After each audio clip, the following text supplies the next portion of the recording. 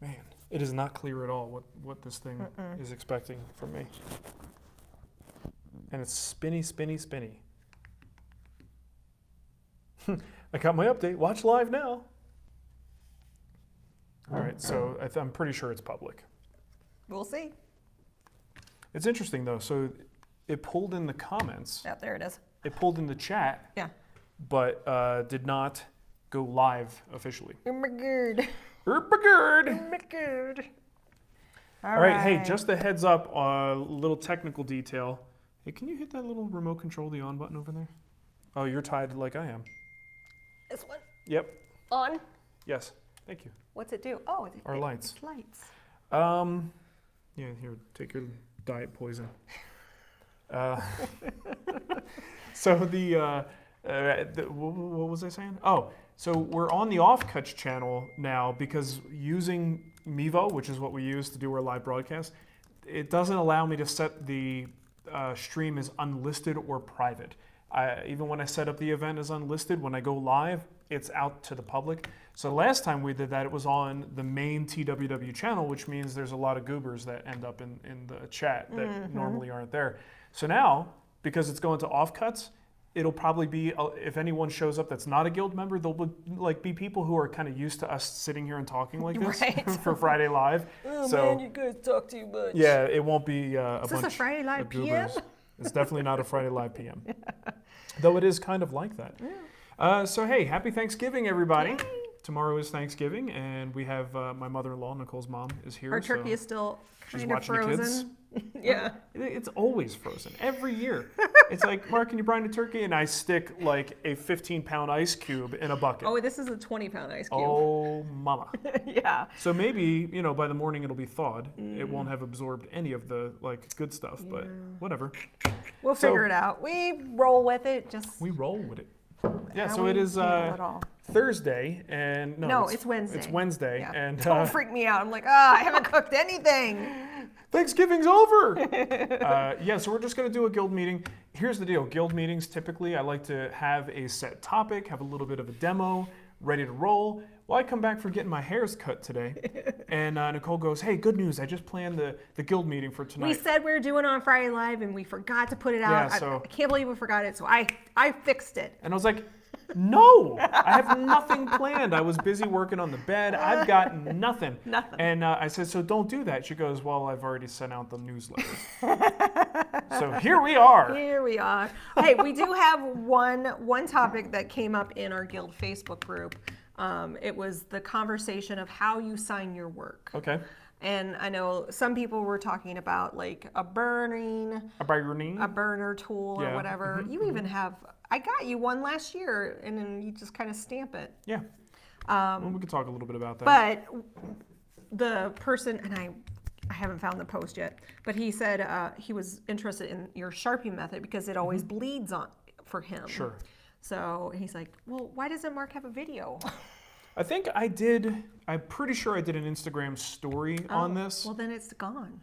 Unless I highlighted it. Yeah, but that's someone asked the question there, and it was just a quick thing. So I haven't done an official video on it because then I have 50 people telling me that the way I hold my Sharpie is at the wrong angle, and whatever other comments come in on YouTube.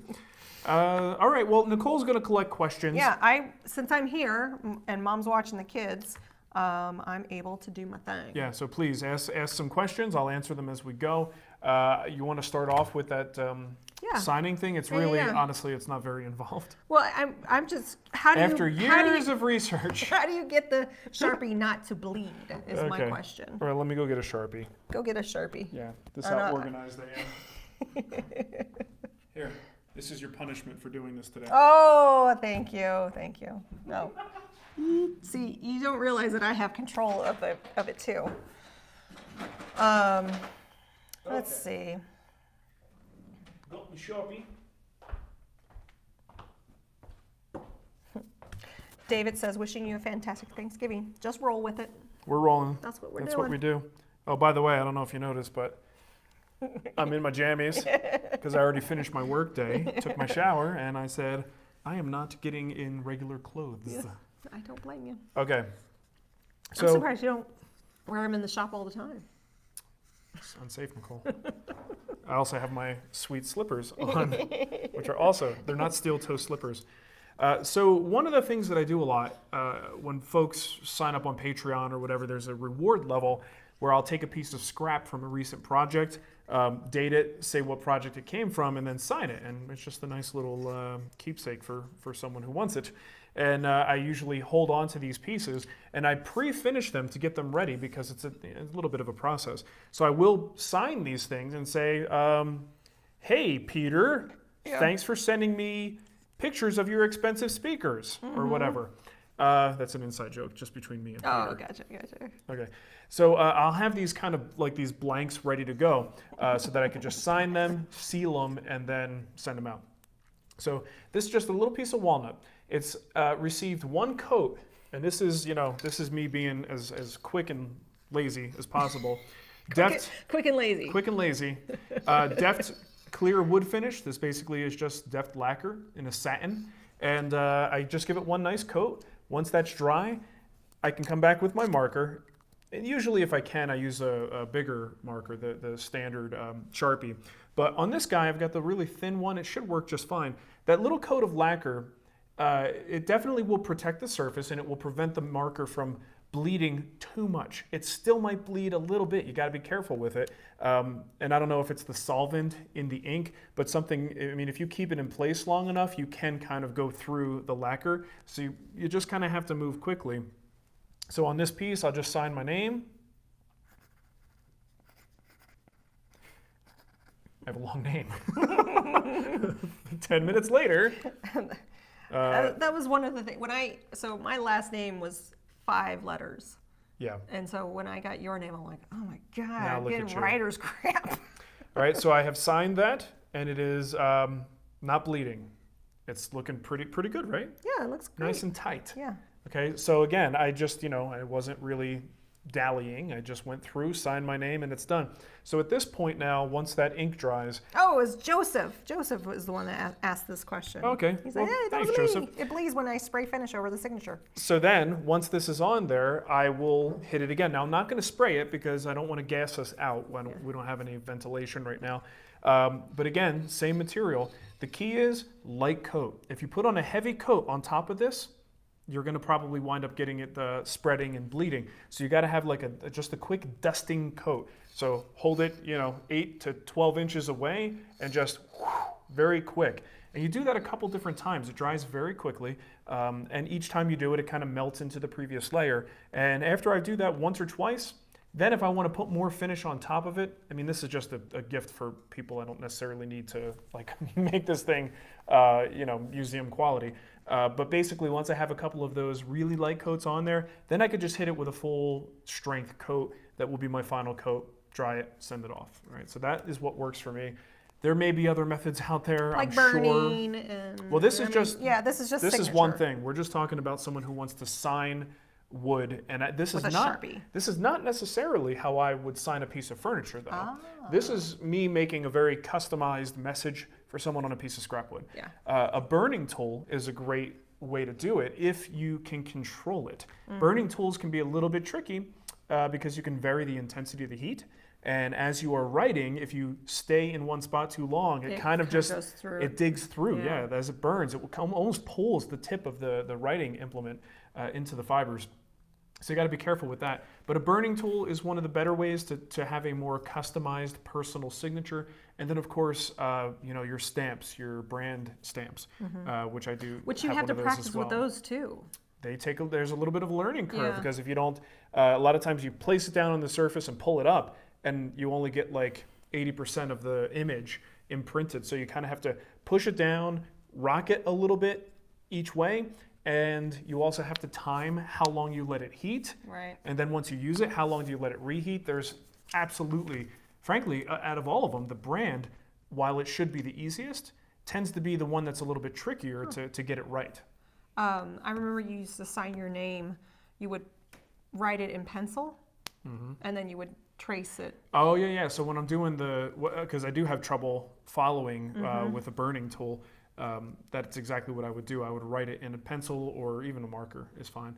and then trace around that with the burning tool and try to hopefully not screw up my own signature. Matthew said a woodturner once told me they use paint pens to sign his work.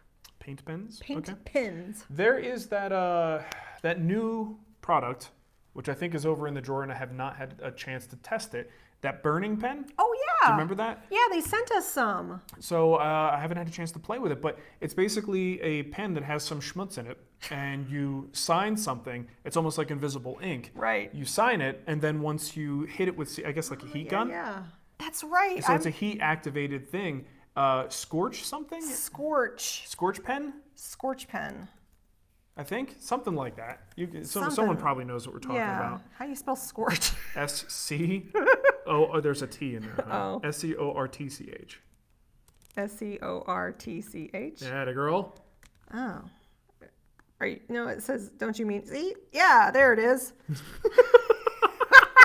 This is just Dumb and Dumber over here. It's called the Scorch. It's S-C-O-R-C-H. Yeah, there's no T in it. Well, look, I'm not as smart as I look, Nicole.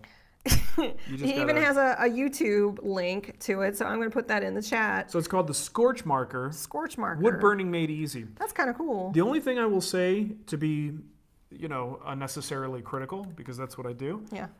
It did look like the line that it leaves is very wide. It didn't look like a very fine line. And that's only from what I've seen in pictures. I could be wrong about that. So like if you're used to using something like this, that could be an issue. So we have some people doing super chats. You don't have to do super chats here. No, don't do super chats. We're gonna answer all the questions. Give that money to charity. And to the Denver Food Bank or the Food Bank of the Rockies or whatever it is that we donate to. Yeah, but thank you. If you do that, thank you so much. But we don't need to do the off-cut super chat. We'll do a donation to them. We won't. Yeah, we will. We do one anyway. I'm just saying. I'm just trying to make you seem like you're dishonest, Nicole. We're being a jerk. Brian said, what I was going to say, Scudney.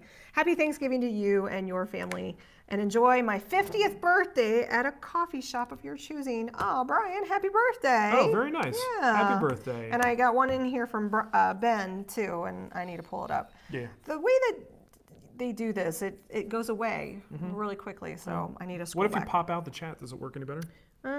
Pop out the chat. It gives you more room to play. That's true. It probably doesn't. Just quick sort of preliminary announcement, like a little early because we don't have an official date for it yet, but there will be a new Guild website. Oh, yeah, that's right. Soon. I'm excited. We've been working on it in the background. We get to have badges, right? I don't know. I thought... Badges? Badges. We don't need no stinking badges. badges. So do you know we are now 10 years of the Guild? Yeah, no. 10 years. In my head, I keep saying, once we hit our 10-year anniversary with the Wood Whisperer. We've just stopped there? I've been stuck on 10 years. So how long have you been doing? Oh, about 10 years. Yeah. And now, meanwhile, the Guild is 10 years old. And I have all of the founding members. And I'm going to work something out kind of fun with it. And if I could give them a badge, that would be kind of fun. Founding member. We should get them little trophies. Yeah. We'll call it the Golden Wiener. And we'll send that to all of our founding members. You think? Golden Wiener. So, yeah, this new Guild website's coming out. It's not going to be like this crazy departure. It will definitely look different. But there are obviously, only so many ways that we can present the video content to you. But we did our best to make it very user-friendly and just a lot more useful to you. So when you pop in, you have your own homepage where you see your projects, but you also see the thing you visited most recently, so that if you're in the middle of watching a new build, every time you come back, the next episode is like right there for you. You get notifications and a stream of updates, so you can see lessons when they're updated. You could see when plans are updated or when things have been added. So a lot of times those extra things, it's kind of hard to communicate those. If I do like a 0.1 update to a plan, it's not something that I'm going to email people about. But if you're following that project, you go to your homepage, you go, oh, look at that. Something new. Mark published some new plans. So yeah, it should be really, really good. I think you guys are absolutely going to like it. I'm excited. Ben Bodner is also another home theater addict. Oh, I know. So Ben, Peter, and you. Yes, Ben and I have exchanged. Well, let's just say we've done some video chats, Nicole. Okay. And things happen. David Murphy It says, rocking those jammies. That's right. That's how you do it. And then we have, how about I give you a real question? Oh, that's fine. You want some real questions? Actually, see, this is the thing I try to explain to Nicole.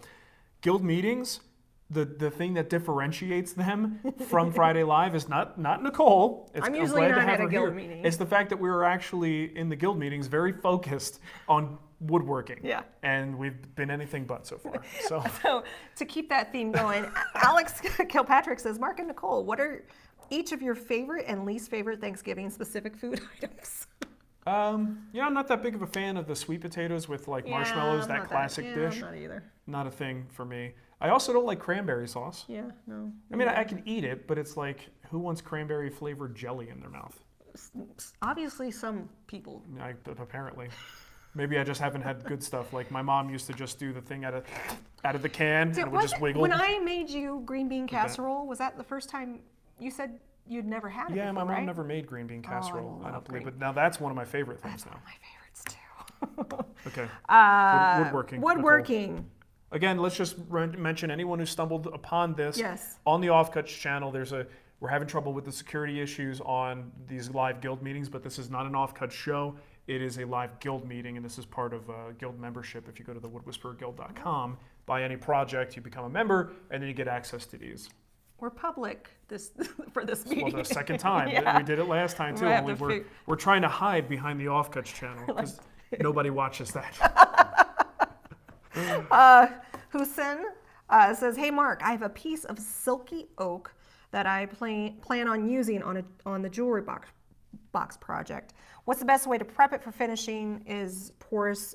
It's porous like red oak. He's asking. Or is it porous? Like, I don't know. I'm going to admit Silky something oak. here. I don't know what silky oak is. Silky oak. But it sounds wonderful. I mean, you Generally would think speaking, silky, it would be soft to the touch, right? Yeah, well, generally, no. There's a lot of dumb names in woodworking that don't mean what you think they mean. I don't know because I don't even know what silky oak is. This is what silky southern silky oak. You know, coincidentally, that was actually my nickname in college. That's beautiful. Is that it's really? Definitely got a very interesting pattern to it. Yeah, If that's what it is, it's but gorgeous. This is also says it's southern silky oak. So it's like that's a crazy pattern. Almost has a lacewood appearance to it. Yeah. Here's the thing: you've just introduced me to something I've never heard of before. So any finishing advice I give you is probably going to be BS, and I don't. I don't want to pretend that I know something that I don't. My guess, though, is if it is like oak, you do have that open pore structure. From the picture I saw, does look like there's some pretty deep pore pockets that you'll have to contend with. So I think a lot of the same things you'd be concerned about with any other white oak or red oak, you might be concerned with that as well. Mm-hmm. Now I want some of that stuff. It looks pretty. I wonder if Austin has any. Yeah, maybe. I was just there. I didn't see any. Were you really looking though? No. But you never know. You never know. I may have seen it as I was walking around. You never know. Our good friend Ben says, because I can. Because Mark rocks and cost me a lot of money. Yeah. So you guys are Ben, great. you're silly. And then he just did another. Ben, stop it. Plus 10 DKP. DKP. More dots. More dots. Oh, Joseph Mensch also did a super chat. Here's to helping you find a new favorite pumpkin pie. Good news, Joseph. First of all, happy Thanksgiving yes. to you and your family. Walmart to the rescue. Now, they're the same parent company as Sam's Club, right? Yes. So there might be something going on there. But Nicole brings this very nondescript package home. It looked like it would be a boring pumpkin pie. Yeah. Sure enough, it was as good as the Sam's Club pumpkin pies. It was. The key was he told me it needs to be moist. Yeah, if you don't see moisture, if you don't see moisture on the top of the pie, that's not the one that I want. If there's moisture, there's a good chance it's on its path to being the one that I want. And the Walmart one was just so. Jacob J said, "Man, free guild meeting. Now I have to buy a project."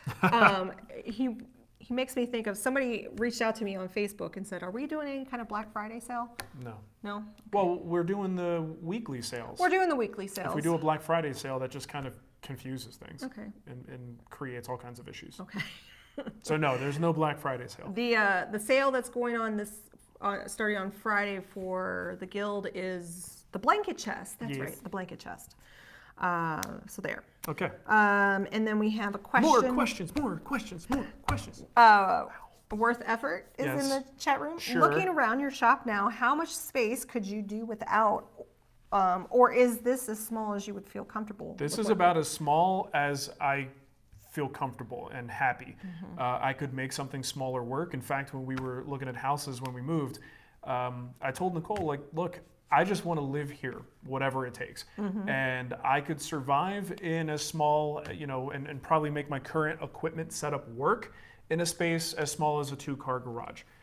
Any smaller than that, I would probably have to look into some combo units and change things around with the tooling. I could still be fine in a 1-car garage. I just would be hard pressed to use what I currently have. Well, that bed would not have fit in a 1-car garage. Probably not. I'd have to push everything out. Oh my gosh, that bed is huge. That bed is huge. So if looking at what I have now, I kind of consider this ideal for my setup. Now this particular project, which happens to be just physically the largest project I think I've ever made in terms of height and width and length. So it's funny that I happen to do that in one of the smaller shops in my long history of shops that I've loved before. So yeah, I think in this size that I'm in right now, shops I've loved that's what I was before. thinking. 4-car garage is nice. That's nice. I feel comfortable in this space. GeForce Racing 20. What do you use? A spoke shave versus a cabinet? When? Oh, sorry. When? I said what? Okay. So when you say a cabinet scraper, are we talking about a card scraper? But if he's talking about a spoke shave, most likely he's talking about a number 80 cabinet scraper.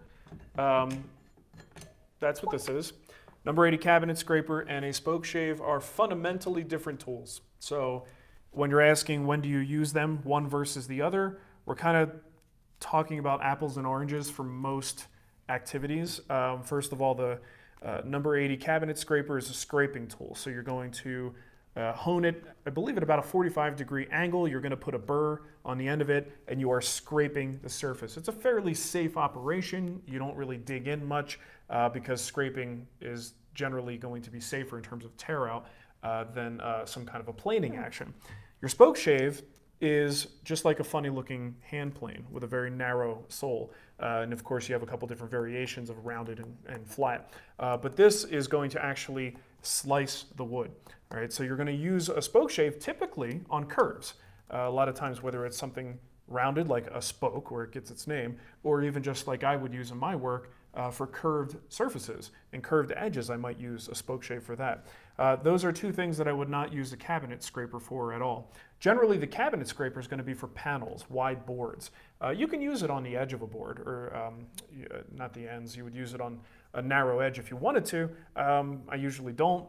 I've got other ways to do that. But fundamentally, at their core, they're very different functioning tools that do different things. So hopefully that was a good, quick summary for you. Someone brought up the Powermatic Black Friday sale. Okay. They're excited about it, and I did get information on it. They're going to have for Jet 15% off November 23rd through the 26th, and for Powermatic 10% off 23rd to the 26th. Oh, nice. So there's some promotional deals like no exclusions on Black Friday, machinery and accessories for both of those. And there's some pre-order stuff that you can do. Doorbusters. Doorbusters. Nice. I'm guessing that's probably like a physical. Isn't this the same thing they do every year? No, they don't. They don't do it every year. I thought they did it like every year. It's always like 10% off Powermatic, a little bit more off a Jet. I was hoping to see some clamps, but I don't see. Do I Someone see clamps? posted on 25% off Jet clamps. Boom. Yeah, but which ones are those? I don't know. Well, keep an eye out. This is always the time of year. Both Bessie and Jet are known. Sales. They're known to put these the big expensive parallel clamps on sale. So this is always the season to keep your eyes peeled because you might be able to find a good deal. And then in some cases you might wait months and not get your clamps at all. That's right. We had some. It took till June. Yeah, there was a feeding frenzy one year. I think someone did them like 50% off or something like that. It was nuts. Yeah. So.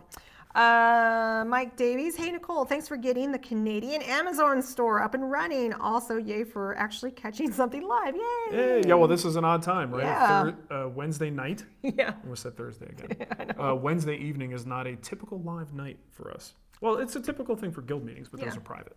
Well, and like I'm usually never there because we never have anybody watch the kids. That's right. That's why it's all business. Bob Snyder, for the Guildhall clock, will there be any issues with making the sides straight up and down? No real issues other than, well, one thing you may need to check is the swing of the pendulum because it is tapered like this. I have plenty of clearance, so you probably could. I think if you go straight up, starting with the bottom width, then you're absolutely clear. If you find a happy medium in that angle and go somewhere in the middle, you might want to just double check that you got the clearance because you don't want that pendulum smacking into the case sides. But yes, generally speaking, there should be no problem converting that to a vertical straight design. Matt Ewell said, should you buy spoke shades or rasp first for curves? Any brand recommendations? Spoke shaves or rasp for curves? Okay, well, that really depends on how you want to approach it.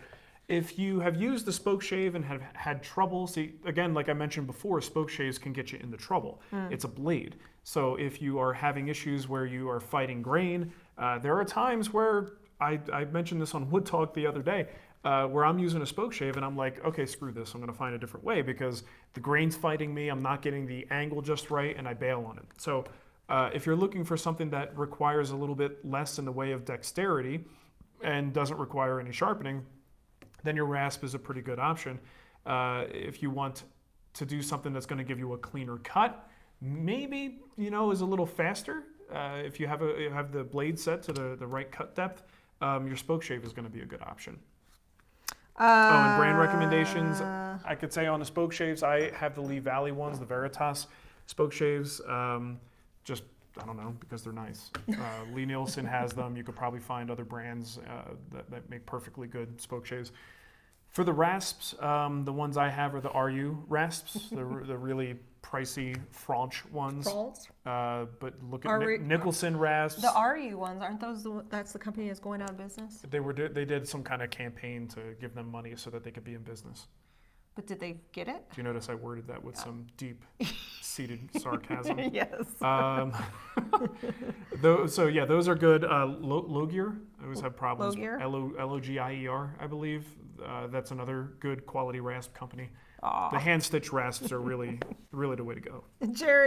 Josh Perry just said, I just purchased a project, so I'm not a freeloader. Oh, there you go. Thanks, Josh. Welcome to the Guild. It's really an awesome place to yeah, and this again, I wish these ones that are going out live, it'd be nice if we were doing the Guild like at its best. Yeah. Like I got a demo going and everything's great. I'm not in my pajamas. And like, I'm so into it, right? But here we are. You're stuck with me. Yeah, you're stuck with Nicole. Sorry. Brian wants you to go down the slide of the bed. That bed is not quite ready for me to go down the slide because I don't have any way to get up there. Oh. I could do it, but you know what? Maybe after we're done here, is the cord long enough? I don't know. I might be able to, but I would have to get a ladder to engage the slide because I don't have the slats in. There's no bed at the top. Oh, that's funny. But I'll go down that slide. I don't care. It'll handle me. Alan says, "S too early. Must have got missed. I wanted to get a resaw king for my PM 1500. I will be resawing up to 13 inches. Do you recommend a 1/2 inch or 3/4?" On the PM 1500, I don't think that the blade width is that huge of a factor. I mean, if you look at the stuff like David Marks does, I think he uses a half inch blade for almost every resaw that he does. So that wider blade, I think some people like it for extra stability. There's no reason you can't use a narrower blade. I don't know what the limits are on the PM 1500, but I remember some people saying that on some of the wider resaw kings, you may have an issue with that saw, that it's not really intended to tension something that large with the carbide tips. So without delving deeper into that and not being able to remember the details on that, I would say go with the 1/2 inch. And I don't think you'll regret having the 1/2 inch just in general. Have you ever had a blade break on you? I did, yeah, like 2 weeks ago. Oh, yeah? Oh, yeah. Was it scary? Oh, yeah. No, actually, it wasn't scary at all because I was standing over here when it happened. I started the saw, made a cut, everything was fine. Then I stepped away to go get the next piece. Yeah. And that's when I heard snap and I just turned around. I was like, oh, dang it. I was less scared and just more pissed because now I had to change the blade and I can't, I think what happened was it just kind of drifted off the tire. Here's the thing, I knew that I needed to recalibrate and I just was like in the mode of You're doing just stuff. lazy. And I was lazy. and I The didn't theme of this meeting is lazy. Time to be lazy. It's the holidays. It's the holidays. It's okay to be lazy. You worked really hard this year. We were going through like dropped my everything marker. you did this year. It was It's a all busy right. year. It was a very busy year. But you know, it's just the way it is. Nicole. Yeah. We have a question from Jerry. Do you have any suggestions why a glue line would rise after the top has been finished? The glue line is the glue line it's the glue line only, and it's about 0.002. He measured it. That's great. Yeah, there's a thing called glue creep, and a lot of times with some of these PVA glues, you wind up having that sort of swelling at the glue joints. When I would do cutting boards, that would be something that would be terrible. Like you would have this beautiful cutting board, then you'd go to use it, and after the first couple of exposures to a little bit of liquid, the wood would swell, so you'd have a little bit of sort of expansion and contraction going on, and then you'd have all that glue creep in between your boards where you would just have this ridge there. In general, that's something that is just going to happen, especially on a finished piece. And I'll tell you what, I've told this story before, but not for a while. When I first went to David Mark's house, and I was hanging out there for a class, I think it was, we had lunch in his home, and I saw some of the things that he had built on Woodworks, and I went and felt them. And one of them was, I believe it was his big dovetailed sitting bench that he did. And I ran my finger across the pins and tails, and every single one of those pins and tails had a ridge there. Now, whether it was from differential wood movement, kind of, just swelling past one another, if that was what I was feeling, or glue creep, it doesn't really matter. The point is, these things will happen. So in the case of something like a tabletop... So it made you feel better. Oh, I totally felt better because I was like, I would get, sort of hung up on this as an issue. Like, I can't believe this perfect thing that I finished has this little line. Well, it's like, well, look, if it happens to David Marks, suck it up, dude, because it's just a thing that's going to happen. But I will say in some cases, you have the opportunity to actually flatten that back out, and it may not come back. So this is back to the cutting boards. What I would do is after a couple of uses, I would actually let them dry completely, bring them back into the shop, and then sand the top again. Not super aggressively, just maybe with a 220. Knock all of those joints back down, refinish, and put it back in. And to this day, the cutting board doesn't have those lines. It might feel them when it's wet, but when it dries, it's dead smooth. So you really shouldn't be having this happen a lot on tabletop glue-ups, but if it does happen, my advice would be if it really, really bothers you, number one, my advice is to don't worry about it, to not worry about it. Not stress out. Don't stress. But if it really bothers you, give it a light sanding and then reapply some finish coats to it, and it'll probably never come back. That's my guess. So Aaron Olson is in the chat room, and he says that he's forcing his whole family to watch us. Oh, jeez. So Aaron's... Sorry, guys. Sorry, the Olson family. So, sorry, family, but that's okay. But Aaron's been helping me with our health insurance. Oh, the business health insurance stuff? So cool. Aaron's been amazing. He is a great... Very good. Very, very good. We got a question from GeForce Racing 20 again. He said, your Instagram feed showed some lumber purchase today. Yeah. Stalker. No, I'm kidding. Can you give us... Why are you watching me? Can you give us the project it is for? Yeah, well, What did you buy? Did you get lumber today? Not today. Oh, it was yesterday. Yeah, but he may have looked at the feed. Yeah, the feed and gets they're all funny. putting things where they want it Yeah. to be. They being Facebook. So I bought some mahogany because it was just like one of those spur of the moment things. I'm a big home theater nerd. I really enjoy like full dedicated home theater spaces, and we have one in this house. And there's just some design choices that were made in there, and I'm like, someday I'm going to go in there and actually fix that thing. One of the things we decided to do was replace the carpeting because it was all buckled and it was having problems. It was also like a burgundy red color that I didn't really like.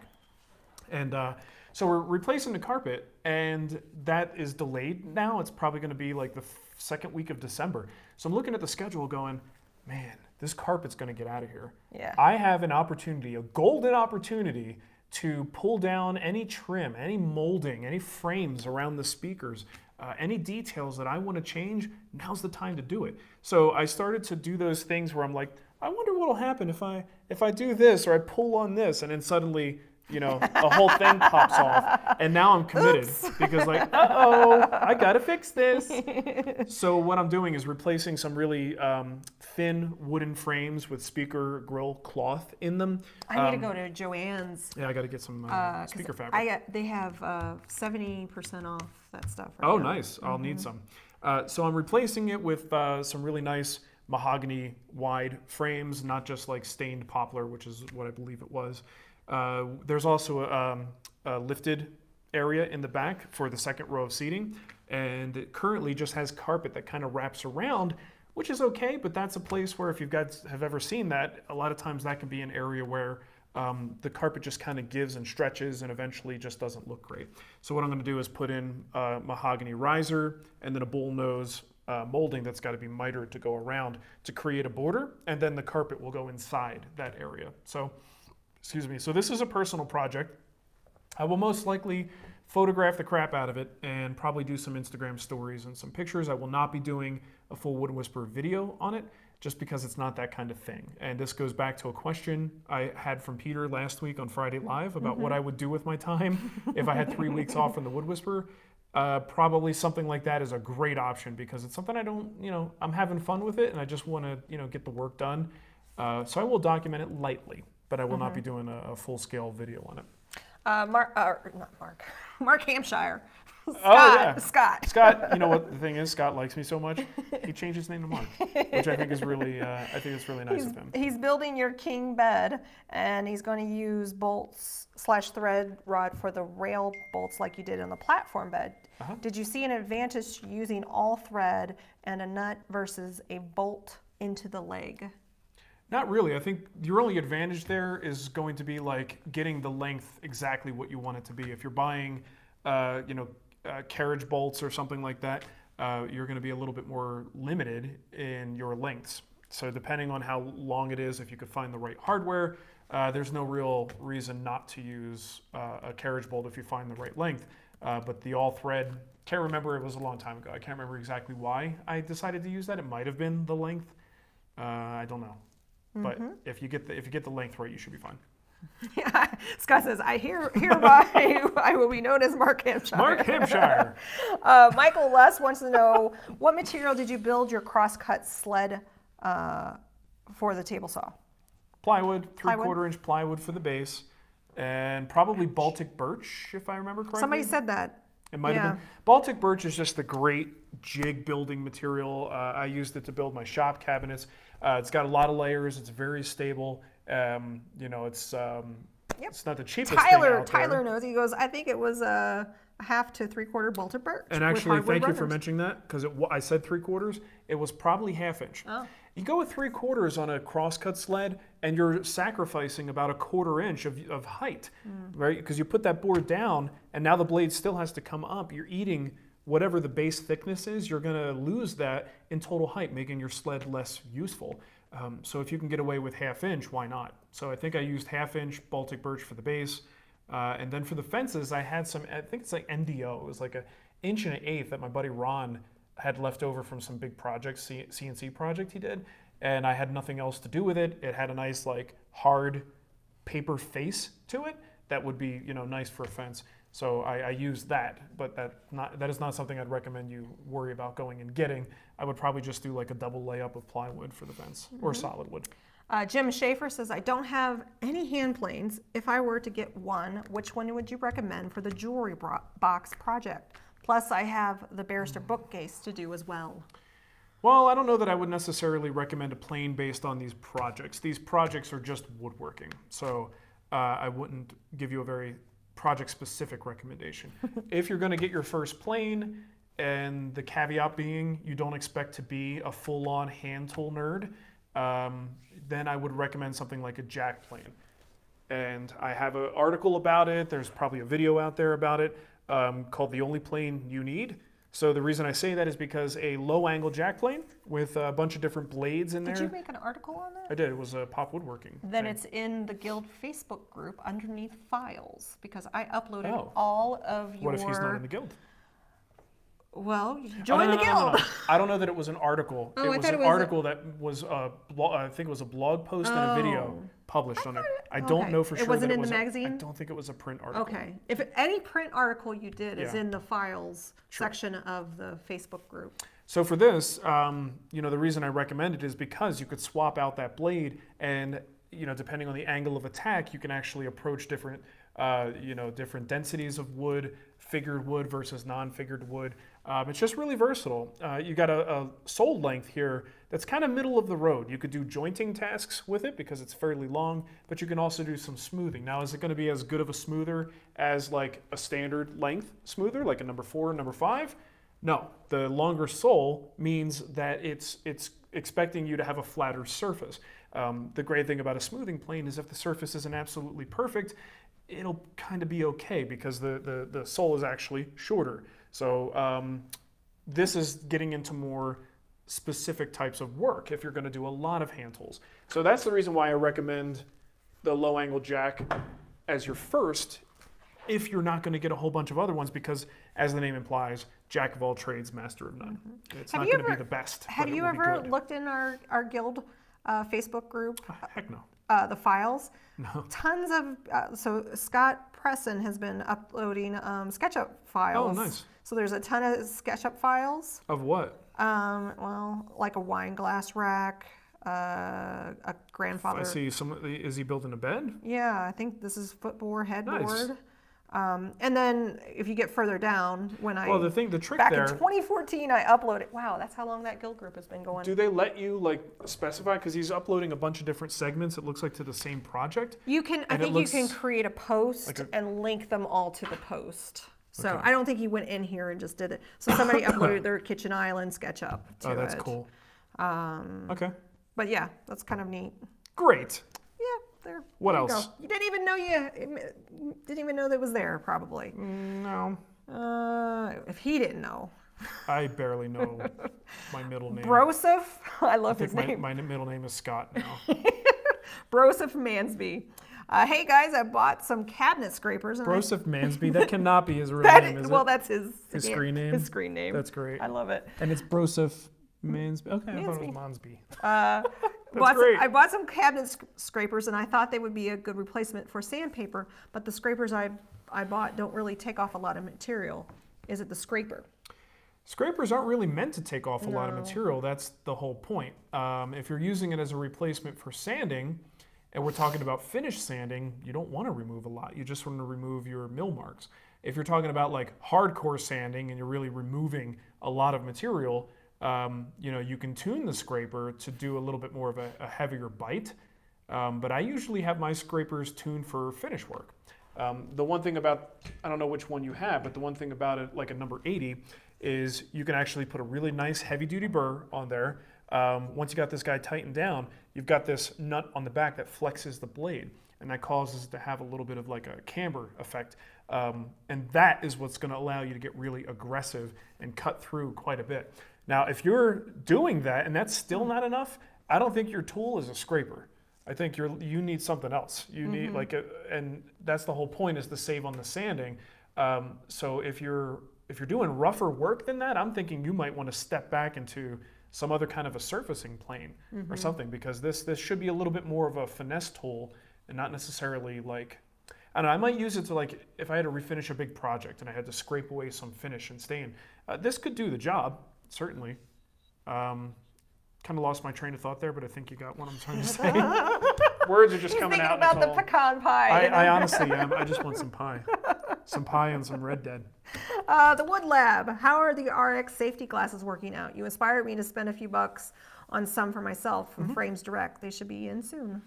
Well, I still have the Frames Direct, and they work great. They're starting to be a little bit loose. I might have to get them tightened up, but I find that they fall down a little bit on me. So far, so good. No complaints. They do hamper visibility if you're used to a very thin wire frame like what I normally wear. So if I forget to take them off and I go inside, it's uncomfortable to be inside. But in the shop, I'm used to having safety glasses, and a thick frame of a safety glass set is usually, it's something I'm used to. So I like them so far. Now, interesting thing, we are working with another company that approached us, a local Denver company, called Tactical RX, I think it's Tactical RX. So they typically make safety glasses for like people who go to the shooting range. Oh yeah, those are the ones right there. So they have a whole bunch of these, and it's a local company. So it piqued my interest just because they're local, and they're going to be making up a set of safety glasses for me as well. And they had a whole bunch of different frames. They sent me a couple that I could check out. Really nice selection, and we'll see how they perform. The ones that I'm getting done, the ones from Frames Direct are orange and black. Yeah. And they're different. They don't look like a typical set of safety glasses.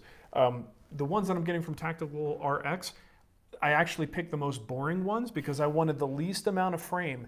So it's the kind of ones that normal safety glasses are like this, but they wrap pretty severely around so that you don't need the side wings because they kind of hug your face quite a bit. So those are in the process of being made right now, and I'll report back on them. Stephen Tibbetts, I'm building a different version of the miter saw station. I'm looking at the top of the cabinets and a slab granite left over from a kitchen I did in California several years ago. Any thoughts on the granite? You want to use granite for your miter saw station? Yeah, I mean... Look at Steve over here. I'm sure that he could, right? I mean, there probably wouldn't be any issues with it. Maybe? I don't know. You can't do that line thingy. Yeah, you can't put a T-track in it. The line thingy, right? as I would call it. Yeah, you can't put a line thingy in it. I would think, granite could be problematic. It's a very hard material. Of course, things can be dented by wood too, but maybe not quite as much as granite. So if you're putting material on it and you hit the corner, I don't know. Granite as a work surface, I don't know that that's a great choice. That said, you have it and you want to use it, go ahead and use it. I don't know. I'd have to think about it a little bit more. I don't really have a great answer for that. I'm just trying to think of it. Just my knee-jerk reaction is that it might not be the best choice. But I may not, I don't know. I don't know if I trust my knee-jerk reaction on this one. I'm curious what the chat room says. I know folks who have like granite top tabletops for their table saws. Yeah, that was like a thing. Oh yeah, it was a big deal. Back in 2007. Yeah, it was like the latest tech. Yeah. Because it was like dead flat. Right. And it's a really nice, heavy dead flat material.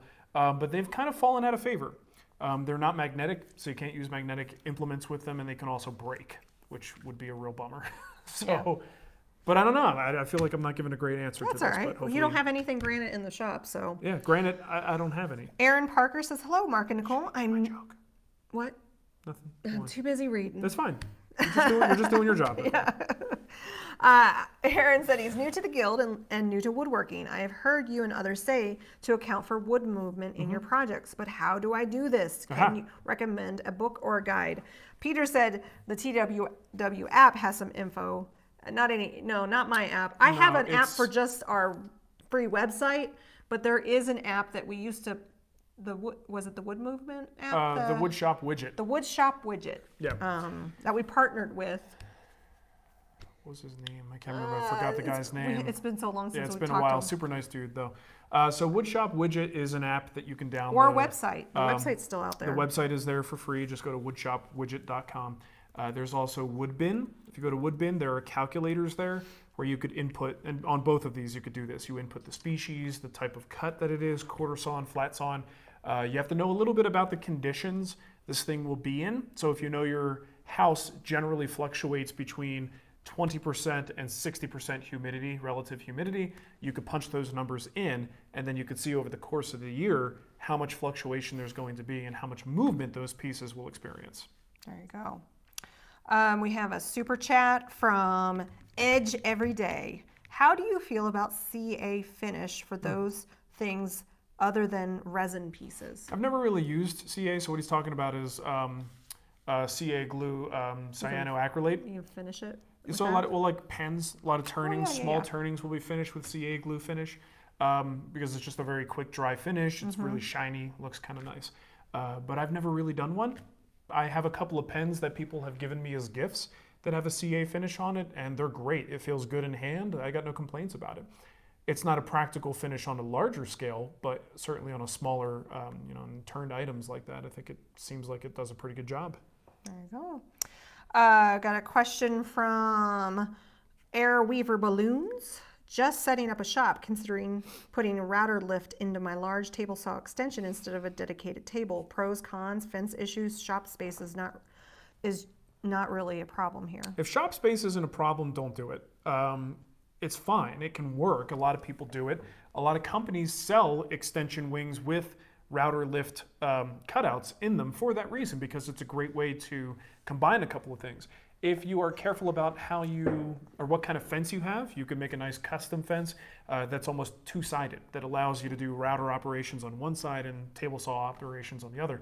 The problem being, a lot of times there's stuff on it. My outfeed table right now, or my extension wing, has crap on it. That's not crap, those are dominoes. Yeah, those are dominoes. So if I wanted to use it, I'd have to clear it off. So it's a convenience thing. It's a, you are making some compromises with sharing the fence.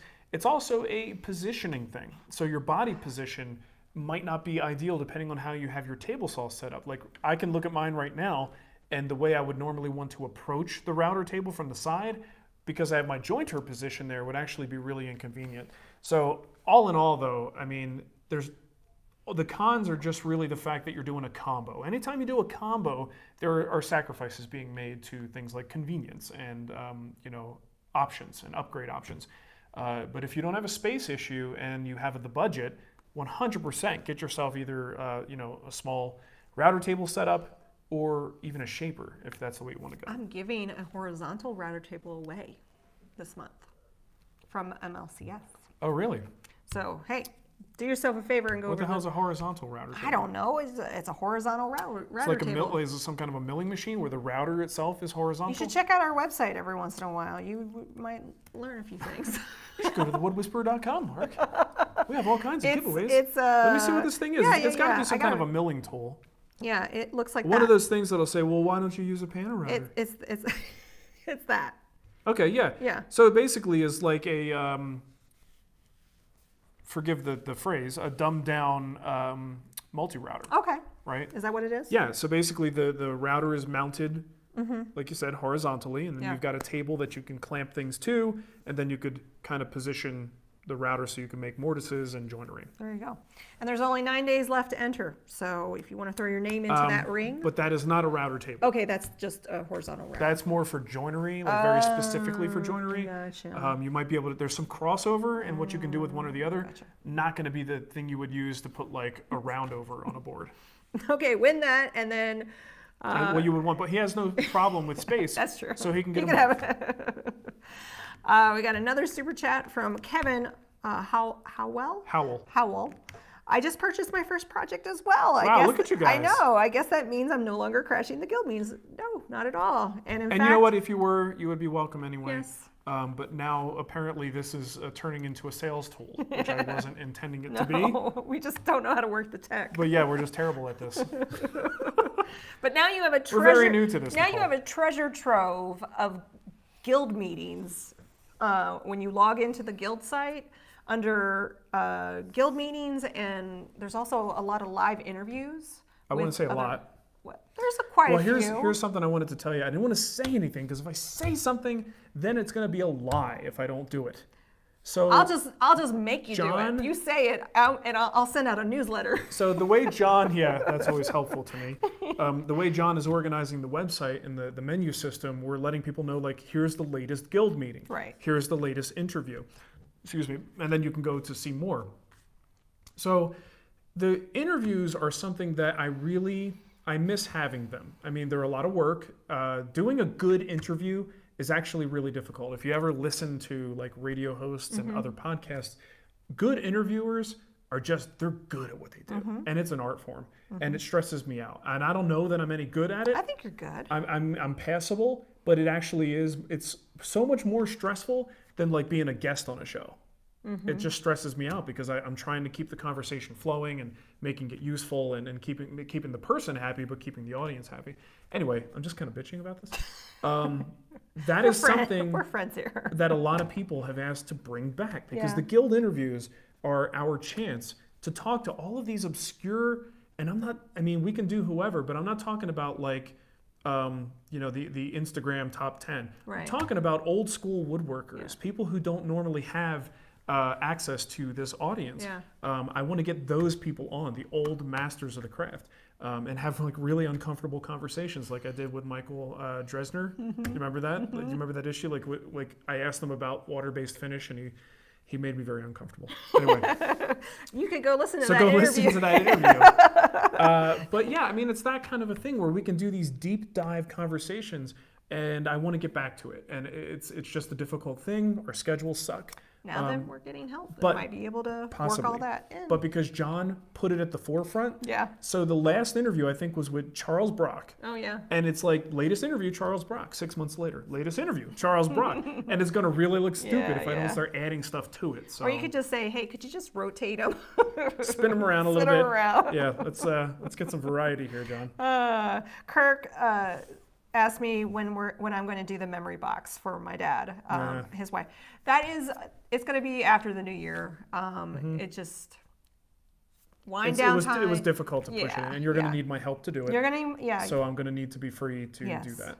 And I'm also making a lot of quilts right now for the holidays as Christmas presents. So I'm all about my quilts right now. She's down there like this.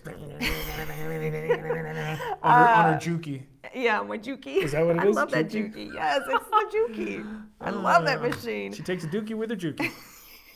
Go ahead. M. Green says, where do you go on the website to get entered in the giveaway?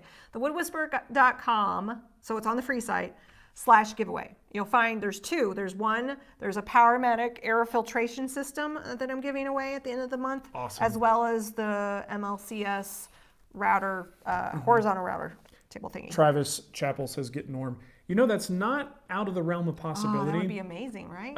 Because I talk to, what's his name, on Instagram all the time. The main host of this Ask This Old House. Yes, yeah. I know I'm spacing on his name. It's late. I haven't it's had okay. my pie yet. I'm just off. Super nice guy. Yeah. And there have been times where he's hinted, like, I would make a joke about something with, like, having Norm on a show, and he's like, things can be arranged. I'm like, stop teasing me, dude. So who knows? Maybe we can get something going. If you're having problems with the giveaway, try a different browser. There's probably some cookie settings in your current browser that's not the widget that we use for the giveaway. It's unfortunate that we have to use it because it's not perfect. It's an embedded thing, so sometimes things go wrong. But it is something that allows these giveaways to occur because of the things that it does for us behind the scenes. Yeah. Got a question here from, I already did Aaron's, I already did Steve's. I'm going backwards now. Mike Davies, he just bought a can of Osmos the other day. $60 was a bit of a shocker, but should last a long time because it goes such a long way. Yes? Yes? Please say yes. It can go a long way. Osmo is the hard wax oil that kind of breaks the rules a little bit. Most of these hard wax oils, if you're looking at something like Rubio, for instance, thin. You got to put it on thin. And it's a damn good thing because it costs like $250 or whatever for like a liter of this stuff. So that does go a long way. Osmo, while it can be applied in those very thin coats, I've done it with a white Scotch-Brite where you're just buffing the crap out of it and really loading it in there and then wiping off the excess. So it can be done that way. But Osmo can also be applied like with a roller or a brush and will dry to a pretty substantial film. So it just depends on how you apply it. You can't get away with that with some of these other hard wax oils though. So Kevin O'Connor, oh my gosh, I can't believe I spaced on it. So, and everybody's telling us the people they want you to interview. So Tommy Mack, the aquatic table guy, Clausen. Oh, you guys really want, you know what, here's the thing. In the guild, we could have Clausen in there, and I feel like we could give him a fair shake and a discussion, and we wouldn't be there to bash him. We would be there to actually hear his side of the story and approach this from a intelligent business conversation and not just the knee-jerk, I want to play with with river tables. Did I say aquatic? You may have said aquatic. Oh, that's awesome. Who's that? Beckons? Oh, yeah, Christian Bexford. Yeah. Yeah, I mean, look at the fine woodworking, top 20. Like those would be the people we would, Fine Woodworking magazine, that is. Those are some of the people we'd go after. Paul Sellers, Roy Underhill. interview Roy? No, never interviewed. We had an opportunity, and I never never wrote him back. Oh, I'm a jerk. Yeah. Well, not like Roy's sitting around going, we also had darn it, that Mark never called me. We also had an opportunity to interview Nick Offerman. Yeah. I never called You them got nervous. Look, I'm an introvert, guys. In spite of what I do and what it may appear like, I get a little bit nervous around some of these people. Yeah. There's a lot of pressure. Going back to some woodworking questions, Kevin says, how do you prevent every flat surface in your shop from getting covered? The funny thing is a lot of people will say that when the miter station was built and there was no fences, people are like, well, I like my fence because it stops me from putting clutter on there. And it's like, no, you just discipline. We need flat surfaces. As I look at your whole surface is covered. Do as I say, not as I do, Nicole. Yeah, but I actually did, right before we came out here, a pretty good cleanup because now I have to prep for finishing. I'm going to need every flat surface I have to be able to finish this project all at once. There's just so many components. So it's just discipline. We have to be more disciplined to keep the shop clean. Yeah. And not having flat surfaces is not the solution. Yeah. So the way to do it is, and this is an old trick, I've talked about this a million times, the whole put 10 things away when you're done at the end of the day. If you have that habit of always putting 10 things away, either when you come into the shop or when you're leaving the shop at night, that actually does go a long way to making sure the shop stays clean. Now, mid-project, it looks like a bomb went off, and it's hard to prevent that from happening. But you can, make sure you have good shop organization. When I made my drill charging station, some of the clamp holders, some of the stuff you see behind me, everything has a home, right? And now with all the new drawers that I have, I did some drawer organization. There's a place for everything. So it's not as hard. Like a lot of times in the past, I'd look at it and go, well, there's no better place for that. I may as well just leave it there. Well, now there is a better place, and it makes it easier to keep things clean. Craig said that he said, oh my God, I'll call Nick for you. Nick Offerman. You want to do the interview for me? Actually, it was for Wood Talk. It was for Wood Talk, yeah. That we were talking. He had just come out with his book. And I think it was with Good Clean Fun. He probably would do the interview since they're looking to do season 2 of making it. Yeah, that's true. Yeah. Maybe. Nick, if you're watching. No, don't. I don't know if I'm ready, Nicole. I got to prep for this. We got a question here from. Did I already answer that one? I think I did. Aaron says, just get a shop cat. They'll knock everything off of any flat surface. You can do a shop Dougie. You might have to lift them up, though. Alex wants to know, do you have a brand and size recommendation for a fishtail chisel for dovetailing? I only have one fishtail chisel, and that's my Lee Nielsen here. That was a spur-of-the-moment of weakness purchase. Is that what a fishtail is? That is what a fishtail is. I believe this is the 1/2 inch wide one. I don't know, maybe it's 3/8. It looks like it might be 3/8. So you only really need one if you're going to get it at all. This is not, this goes into the category of like luxury tools. You absolutely do not need this. But if you have one, it's a nice gift for a woodworker because a lot of people don't have them. But you only need one. I don't. Like I said, it's hard to justify having it in the first place, but if you have it, you certainly don't need a set for most things. And this 3/8 one that I have actually works quite nice. I've never been inclined to get more than that. Eric asked a question early on, and I missed it. He said, I'm new to woodworking and having issues with rough sawn lumber, mostly how to keep it straight before assembly. My shop is in the basement with climate humidity control. Yeah. So wait, if the problem is with rough sawn before assembly, you're not assembling rough sawn material. So at I'm guessing he has milled this stuff down and then it's post milling but pre-assembly that things start to go wonky. That can just sometimes happen. I've some of the legs on my bunk bed decided to move a little bit. The question is whether it's moving to an extent that's detrimental and something that I won't be able to clamp out. Right, my piece of plywood for the slide that I just built decided to cup on me, and I knew that the rails were big 8/4 alder rails. So once I put that thing in the dados, I knew that the plywood would lose that battle and would wind up straightening out. So it was just a challenge to get it into the dados safely. But once I did, it was fine. So a lot of times it's just kind of evaluating, like you can prevent it, or I'm sorry. A lot of times you can't prevent it because it's just what the wood is going to do, whether it's the conditions it's in or built-in stress that's in the material. But really preventative stuff, all you can really do is use good, nicely well-dried material that was dried properly, and do your best to kind of mill it on both sides. So as you're milling it down, try to take the same material, same amount of material off of both faces, and that will at least help. But sometimes, wood is a natural product. It's going to do what it's going to do. It's going to do what it do. It's going to do what it do.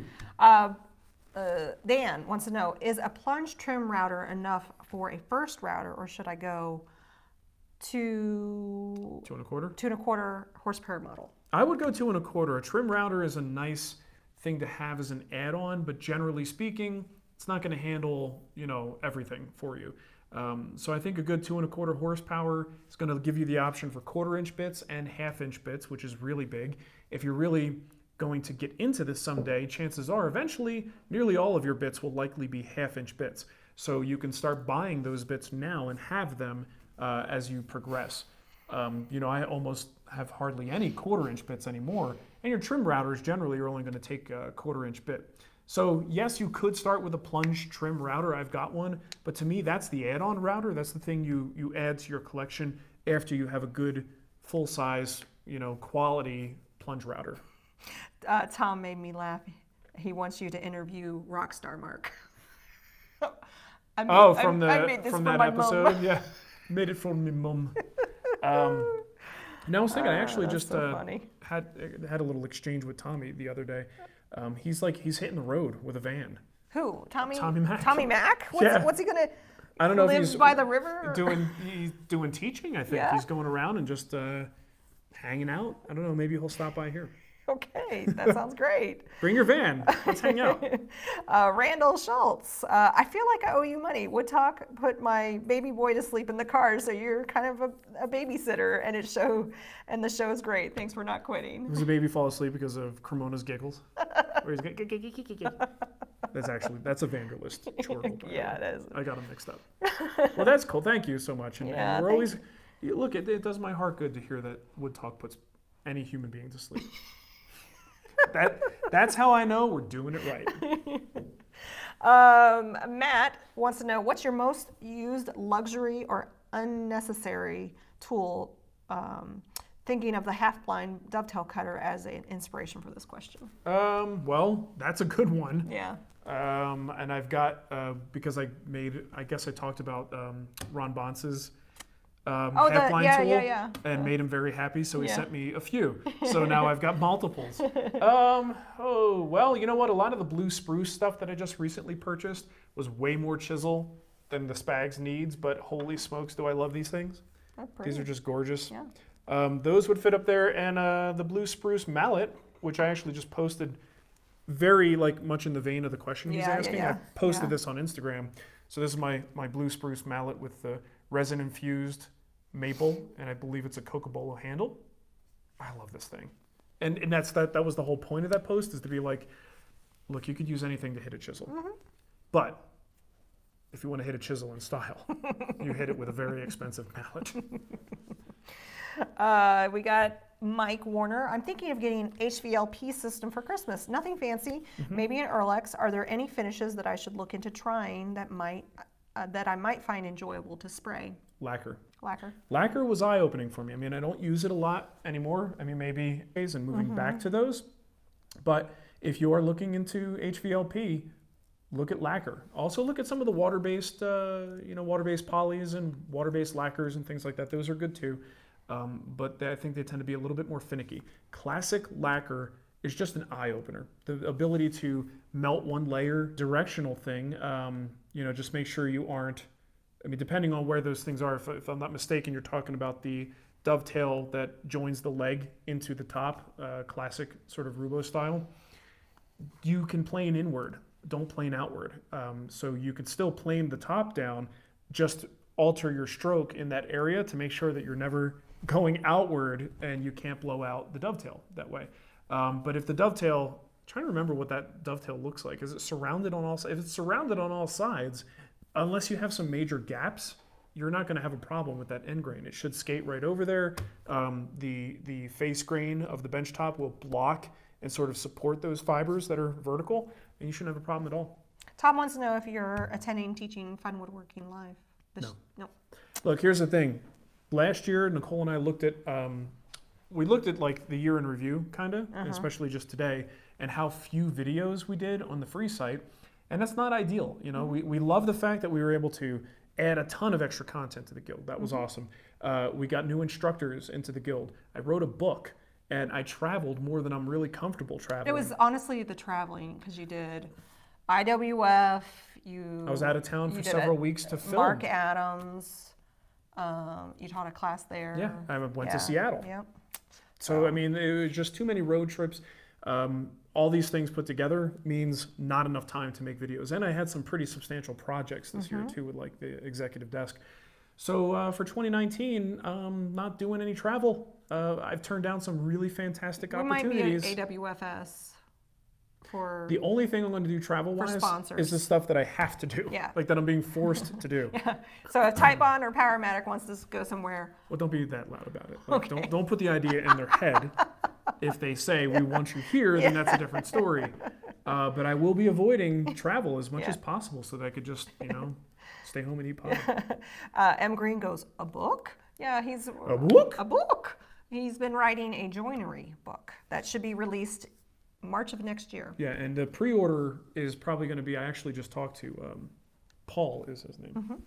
I talked to Paul today, and they're based on the publication schedule after Christmas. January 2019, we'll probably have a 3-week, 3-week, 4-week, I don't know exactly how long, but a pre-order period where you get a special bonus in the Guild if you pre-order and you get the book signed. I don't think I'm going to be able to sustain signing constantly like I do for hybrid woodworking. So we may just have autographs during that pre-order period, but the pre-order bonus is going to be worth probably 3 times as much as the book. That's how we do it. That's, you got to bribe people to buy. Oh, it says attempting to reconnect. Oh, resumed. Stream resumed. I don't know why it pooped on us. I have 2 more questions here and then we can wrap it up. Sounds good. John R. Harrington, do you have a recommendation for a beginner lathe? Wanting to test the waters and see how much I utilize it in my shop, thinking I will mostly use it for smaller projects. So he wants a suggestion. Yeah, like a little mini lathe. A little mini lathe. That's what we started out with. Yeah, and I got mine used. I would recommend trying to pick one up used. I think a mini lathe, and then if you really get into it, you'll probably be upgrading fairly quickly. Gary, you will... it was extremely blotchy, so watch out for that in finishing. Other than that, it's a pretty hard wood, but it's nothing too surprising. If you're a power tool user, I don't think you have any problems with it. Just do some tests to make sure that your finish is going to look the way you want it to look. People think that somebody's playing RDR2 and is that why what it it's buffering. No, the people that would be playing RDR2 is sitting right here. Yep. Actually, I wonder if it's something with the way the event was planned for an hour. And we actually hit the end time. Who knows? The way this thing is working, weird crap is going to happen. But if we're back, and then we'll just we'll wrap up here. Yeah, we got kids inside, probably like, "Where's mommy and driving daddy?" your mom nuts.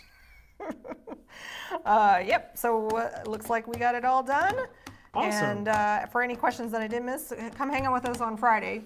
Are we doing a show Friday? I think we are. Yeah, we'll do Friday live. So if you really get tired of your family, you can come hang out with us even longer on Friday. I think Shannon's doing a live show that day as well. Oh, is he? Yeah. That's cool. So yeah, just thank you to everybody for hanging out with us. If you're not a Guild member yet, hopefully you enjoyed this, but just understand this is not the normal type of format that we do for the Guild meetings. Typically, it's more demo focused. Anytime I can have Nicole here, though, is great because she could throw the questions at me. It's just, go back to the beginning and you'll hear the whole story about why this is funny today. Yes. Ugh, I'm burping. And if you're wondering, if you do want to join the Guild and you're like, yeah, I'd like to get a deal on them, we do have a lot of, the Sculpted Rocker is still coming up on the calendar. Yeah. That'll be on sale. I don't know when. Soon. That's soon. Woodwhisperer.com/calendar. Calendar has all of the sales. Yeah, and thanks everybody. Happy Thanksgiving. Have a wonderful Thanksgiving. Enjoy your turkeys. I actually got to go make some brine. Oh, that's right. We got to make sure we can cook it. We're gonna cook it, Nicole. If not, no, the ham's frozen too. Oh boy, it's gonna be one of those Thanksgivings. We're gonna go to Boston Market. Yay! Bye. All right, see ya, everyone.